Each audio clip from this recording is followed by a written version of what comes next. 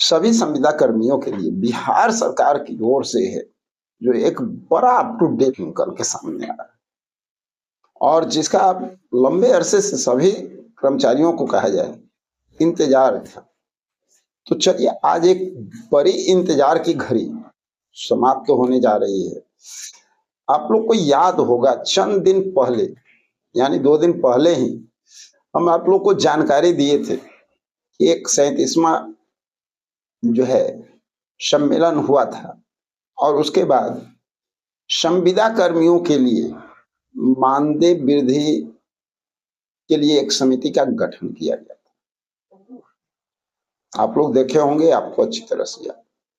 चलिए, बहुत खुशी की बात है और खुशखबरी ये है कि समिति का गठन 2 दिन पहले ही होता है, या 4 दिन पहले मान लिया जाए। चलिए भाई, 2 दिन 4 दिन पहले यानी 1 सप्ताह पहले ही मान लिया जाए और 1 सप्ताह के अंदर फर्स्ट वीक के दौरान ही कुछ महत्वपूर्ण जानकारियां निकलना शुरू हो जाता है।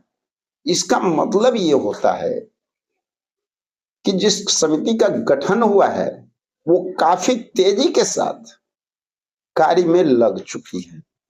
तो अब वो समय दूर नहीं है जब संविदा कर्मियों को उनका मानदेय का हक, यानी जिनका मानदेय वृद्धि करना है, जिन लोगों के लिए जरूरी है और कितना होना चाहिए, उन सारी बातों पे अब क्लियरिफिकेशन काफी जल्द जो है आप लोगों के सामने आएगा, क्योंकि आज इसी अप टू डेट पे हम लोग बात भी करेंगे।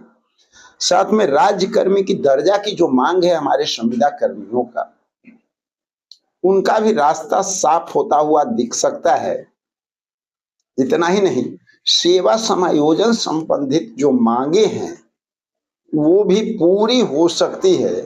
अब वो समय काफी नजदीक आ चुका है, क्योंकि जो जानकारी निकल के आ रही है बिहार सरकार की ओर से, जो बड़ा अप टू डेट आया है, उस अप टू डेट को अगर आप देखेंगे तो आपको बहुत कुछ समझ में आने वाला है। पूरा अप टू डेट भी दिखाएंगे और एक एक बात पे हम लोग चर्चा भी करेंगे, आपको बताएंगे कि आखिर क्या होने वाला है और आने वाले समय में किस तरह से संविदा कर्मियों के लिए एक बहुत बड़ी खबर, यूं कहा जाए कि एक समस्या का समाधान होता हुआ नजर आएगा। और वो समस्या क्या है? जिनका मानदेय वृद्धि का मांग हो रहा है उन लोगों को मानदेय वृद्धि किया जाएगा। हाँ, कितना मात्रा में किया जाएगा ये अभी सस्पेंस बना हुआ रहेगा। उसके पीछे रीजन ये है कि जिस तरह का प्रक्रिया चल रहा है, सारी जांच होने के बाद जो उचित होगा उस हिसाब से महंगाई की रेशियो को देखते हुए सारी तैयारी की जाएगी और समिति का गठन भी इसी के लिए हुआ। तो ये एक शुभ संकेत संविदा कर्मी, आउटसोर्स कर्मी, दैनिक वेतन भोगी कर्मियों के लिए है। तो साथियों, हम लोग अभी चलेंगे स्क्रीन पे और आप लोग को बताएंगे कि यहाँ पर क्या हो रहा है। तो 37वां जो सम्मेलन हुआ, अधिवेशन हुआ और उसके बाद एक समिति का जो गठन किया गया कि भाई मानदेय वृद्धि जो संविदा कर्मियों का है उन लोगों के लिए समिति बनाया गया, जो जांच पड़ताल करके कहां पर किस चीज की आवश्यकता है उन सारी स्थिति को देखने के बाद वो निर्धारण करेंगे कि आगे का प्रोसेस कैसे होगा। उनका रिपोर्ट, शुरुआती रिपोर्ट समझिए कि बस आ चुका है और उसी रिपोर्ट पे हम लोग चर्चा करेंगे। आप साइड स्क्रीन पे देख रहे होंगे, यहाँ पर आप देख सकते हैं कि सरकार के द्वारा, या यूं कहा जाए उस समिति के द्वारा जो समिति का गठन किया गया है वो क्लियर कर चुका है कि भाई संविदा कर्मियों की स्थिति क्या है। क्योंकि इसकी आकलन सबसे जरूरी होती है कि आपकी स्थिति अभी वर्तमान में क्या बना हुआ है और उसी ग्राउंड बेस पे आपको जो है वो सारी सुविधाएं मिलने वाली है। तो यहाँ पर आप देख सकते हैं, यहाँ पर कि साफ बताया गया है कि सरकारी विभाग, बिहार के सरकारी विभाग में कई कर्मचारी संविदा या आउटसोर्स के आधार पर काम करते हैं। जैसे कि महिला छात्रावासों और आईटी सेक्टर में एग्जाम्पल बताया गया है। लेकिन जो भी संविदा कर्मी हमारे हैं, जो आउटसोर्स कर्मचारी हैं, उनको पता है कि किस तरह से विभाग पे कहाँ कहाँ कैसे लोग काम कर रहे हैं। ठीक है, तो यहाँ पे बताया गया है।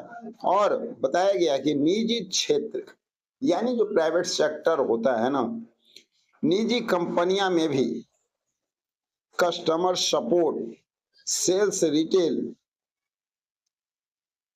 एस्टेट और अन्य क्षेत्रों में आउटसोर्स के माध्यम से भर्तियां होती है। ये सारी जानकारी दी गई है, सरकार तक मुहैया कराई गई है कि किस तरह से जो है संविदा कर्मी काम करते हैं, कहाँ कहाँ पे काम करते हैं। और अब बात आता है कि नियमावली और कानून, और ये जानकारी दी गई है कि भाई नियमावली क्या है और कानून क्या है, दोनों बात की जानकारी। देखिए, सरकार तक वो जो समिति बनी है ना, वो हर बारीकी से जो है जानकारी पहले मुहैया कराना ये जरूरी बनता है किसी भी चीज को काम करने के लिए। तो बताया गया है कि पटना हाई कोर्ट ने कहा है कि सरकारी विभाग में आउटसोर्स वैध हैं, लेकिन श्रम और कानून का पालन और कर्मचारियों के अधिकारियों की सुरक्षा जरूरी है।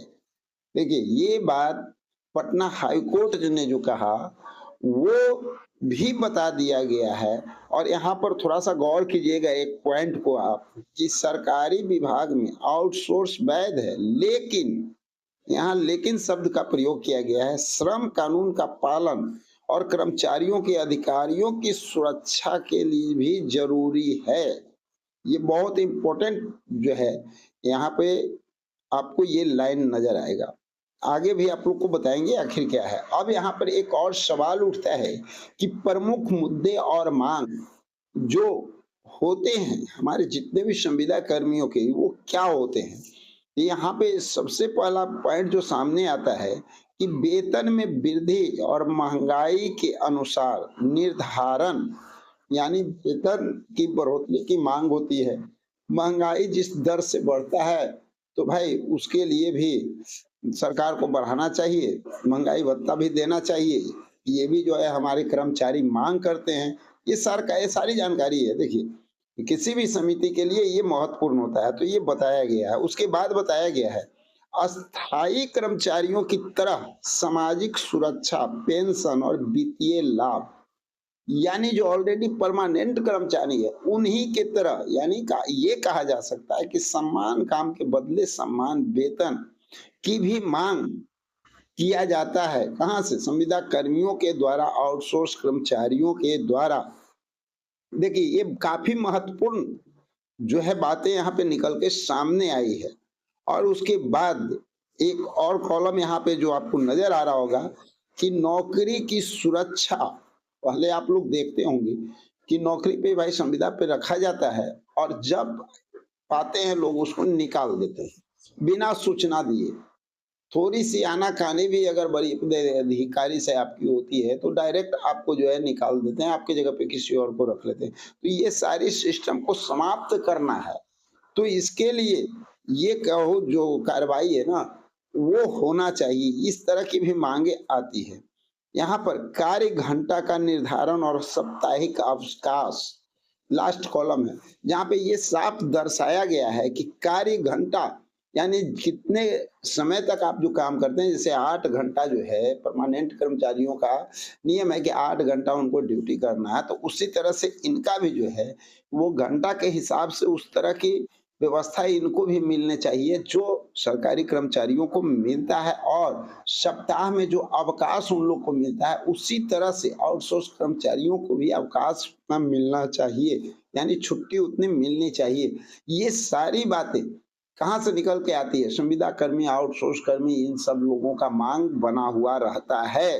तो ये देखिए, ये सारी बातें जो है ये जो है समिति क्लियर करती हुई जा रही है। और उसके बाद एजेंसियां की बात आती है, तो यहाँ पर जियोग्राफिक कपूरा, माइक्रोफोर्स जैसे कई मैन पावर स्टाइलिंग एजेंसियां बिहार में आउटसोर्स पे काम देखती है। आउटसोर्सिंग का काम देखने के बहुत सारे एजेंसियां हैं, उसके बारे में भी बताया गया है। यानी ये कहा जाए कि सारी प्रक्रिया जो है अब शुरू हो चुकी है, तैयारी जो है समिति कर ली है, कहाँ से कैसे होता है, आपका मांग क्या है, आपका नियम क्या कहता है, कानून क्या कहता है, किसके तहत आपको जो है वेतन वृद्धि कितना होना चाहिए, या किस आपको राज्यकर्मी का दर्जा किस ग्राउंड बेस पे मिलना चाहिए, सारी बातें यहाँ पे क्लियर होता हुआ नजर आ रहा है।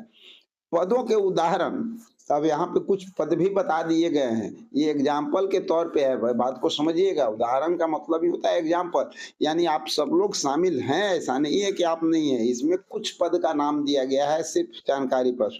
कंप्यूटर ऑपरेटर, सहायक शिक्षक, वाहन वार्डन, कंस्टेंट कंसल्टेटेड और अन्य तकनीकी और गैर तकनीकी पद यहाँ पे शामिल हैं। क्यों? हर चीज क्लियर कर लिया गया है समिति की ओर से। अब प्रक्रिया जो है आगे बढ़ चुका है, यानी यूं कहा जाए कि अब आपका काम जो समिति को जो कार्य सौंपा गया है ना, उस पे पहला कदम समिति ने आगे बढ़ा दिया गया है। अब बहुत जल्द जो है वो आपको देखने को मिलेगा कि जो कर्मचारियों का मांग है, सेवा समायोजन होना चाहिए,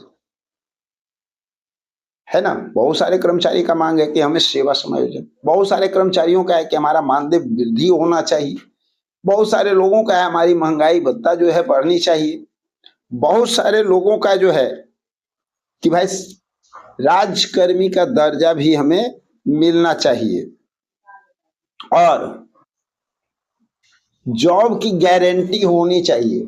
ये सब मांग तो है ही।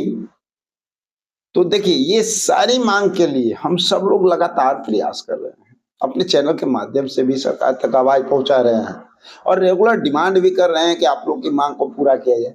अब समिति का जो गठन हुआ है, अब वो इस पे काम करेगी और सरकार तक हम लोगों की बातों को पहुंचाएगी। और लेकिन इसका ये मतलब नहीं है कि सिर्फ समिति ही करेगी।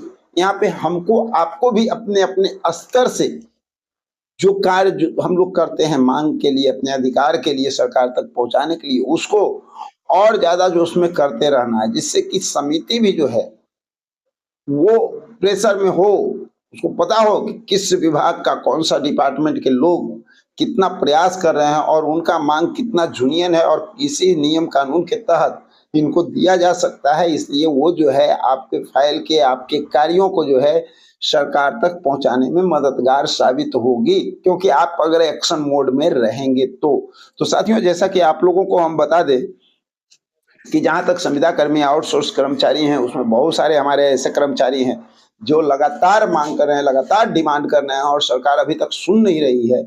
आप बात कर सकते हैं न्याय मित्र की, संख्याकी स्वयं सेवक की, ग्राम रक्षा दल की, शिक्षा सेवक की, मदरसा टीचर की, संस्कृत विद्यालय के जो शिक्षक हैं उनकी, ग्राम आवास सहायक का, CHO, कोविड-19 के लैब टेक्नीशियन, परिचारी और ग्राम कचहरी सचिव, शिक्षा प्रेरक, वार्ड सचिव, 8853 के ANM, मीटर रीडर, रसोईया, लोक शिक्षक, आशा कार्यकर्ता, ममता कार्यकर्ता, बहुत सारे हमारे संविदा कर्मी जो हैं ये लगातार प्रयासरत हैं।